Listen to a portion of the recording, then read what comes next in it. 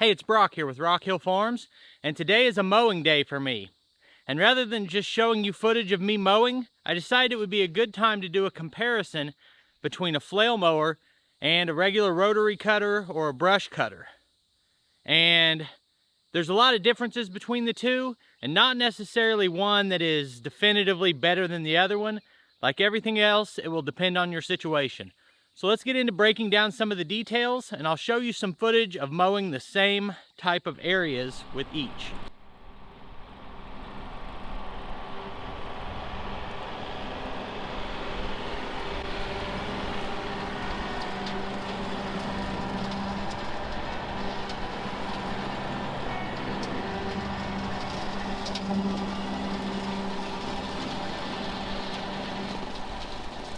Pretty much anybody who's used a tractor has most likely used this type of a rotary cutter. It's a really simple design that's been used for a long time, and whether you call it a bush hog or a brush hog or a shredder, it all means the same thing. You've got two really heavy-duty cutting blades that are a little bit like a lawnmower blade, and those are typically attached to a stump jumper. Major advantages to this type of cutter are cost, versatility, simplicity. They're easy and cost-effective to fix if you damage something. And it's just such a simple design that anyone can work on them. And parts are going to be readily available. A single spindle rotary cutter like this can typically be 1 foot wide for every 5 PTO horsepower that your tractor has. So a 25 horsepower tractor should have 20 horsepower to the PTO and run a 4-foot rotary cutter. That remains true on all of the single spindle mowers, but the math is a little bit different if you're using a batwing mower, because the gearbox allows you to run a bigger cutter with less horsepower. There are a couple of negative or less desirable aspects of a rotary cutter. The first is the quality of the cut. You can see it's cutting this material down, but it just leaves it piled in the area. So if you're doing really high grass or thick brush, you're going to end up with windrows. It's going to look like unbaled hay. The second negative is that they hang out a long way behind the machine. And in an open field, that's not a big deal, but it does matter some for smaller spaces and turning radius and when trailering your tractor to take it to a job. Even a small tractor requires a long trailer with a brush hog on it. So basically what I'm saying is, it works great for an open field if you don't care how it looks, but you just want to keep it from becoming completely overgrown. But you could never consider mowing up close to your house or in your yard with it. Pricing on a new rotary cutter is probably going to be between $2,000 and $3,500 from what I'm seeing online. The one that's on my tractor right now, I believe, was $1,700, but that's a few years ago. You might be able to watch for deals on a local marketplace and pick up an older used one a lot cheaper than that.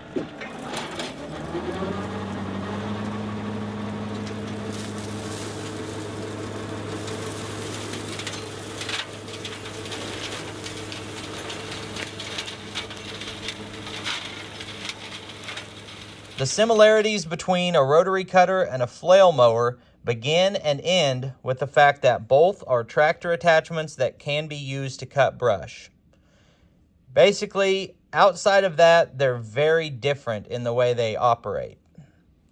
So a flail mower looks almost like a tiller, and it has a rotary drum like a tiller, but instead of tines, it has blades. Now, those blades can come in two forms. They're either knives or hammers. The knives are kind of Y-shaped and are geared more towards finish mowing, while the hammers are a cast iron piece that is usually pretty wide and can cut bigger material. So my commentary will be more reflective of the hammer style blades, because that's what I got on my cutter, so that's the only type I'm really familiar with personally. These blades, I believe there are 54 of them on this Maschio Brava 160. And by the way, if you're in the market for a flail mower, I have a discount code that you can use on agfolks.com to get a discount on a maschio flail mower. My rotary cutter that you saw just a minute ago is rated to cut material up to 1.5 inches, although I've cut 3-inch material with it. Now, this mower is being used on the same tractor and the same property in pretty much the same conditions, and neither one is having any problem cutting. The flail mower is actually rated to cut 2.5-inch material instead of 1.5. So at first glance, looking at the hammers versus the blades on the rotary cutter, I would have thought the rotary cutter could cut heavier material, but that's not actually the case. Now, in terms of maintenance and durability, if you need to sharpen or replace these hammers on this rotary cutter, there are 54 of them instead of 2. So you're going to have more time invested in maintenance, and if you're replacing them all, you're also going to have a lot more cost in maintenance. Also, speaking of cost, the initial purchase is much more costly with a flail mower. This mower, I believe, cost around $4,800, so well over twice what my rotary cutter cost. And I would say that's pretty much standard, that a flail mower can cost between a bare minimum of $3,000 up to $6,000 or $7,000. And really, all of these numbers are just ballparks to give you an idea. And they're based on the size of cutting attachment that fits my tractor. So if you have a bigger machine, the cost on either attachment will be higher. So if you listen to the comparison up to this point, it seems pretty clear that a rotary cutter is superior because it's less expensive and more versatile, but that's because I haven't gotten to the advantages of the flail mower yet. And the advantages are pretty distinct. So first, I talked about cut quality on the rotary cutter. And there is absolutely no comparison.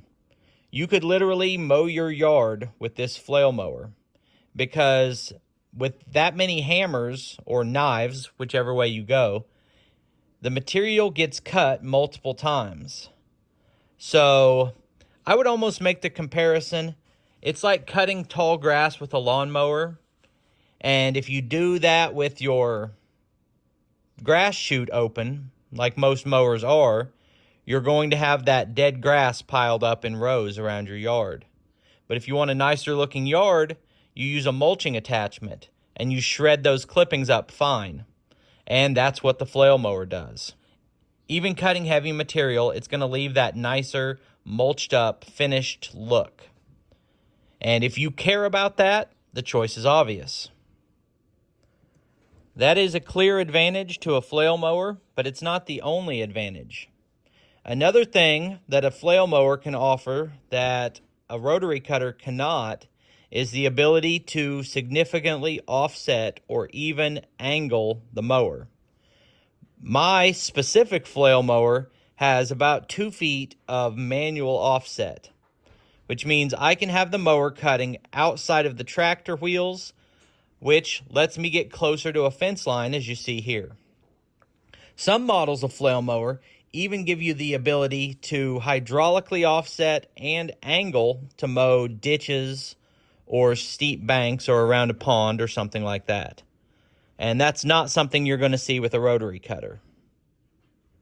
Next advantage to the flail mower is its compact size. It fits up closer to the tractor, which lets me fit into better tight spaces. And it doesn't have a tail wheel sticking out the back, which lets me back up closer to a fence line or another object. It's also going to take up less room on a trailer.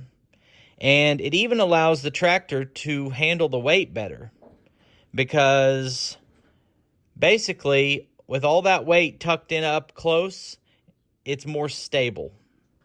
One thing I forgot to say earlier that actually counts as a negative towards the flail mower is the horsepower requirement.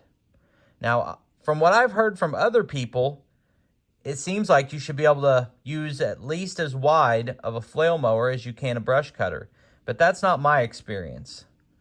My rotary cutter is wider than my flail mower, and I have to go slower when using the flail mower. And in my mind, that makes perfect sense because you're cutting the material multiple times and it can kind of pile up inside there if you go too fast. So just something to think about. I mow slower with the flail mower.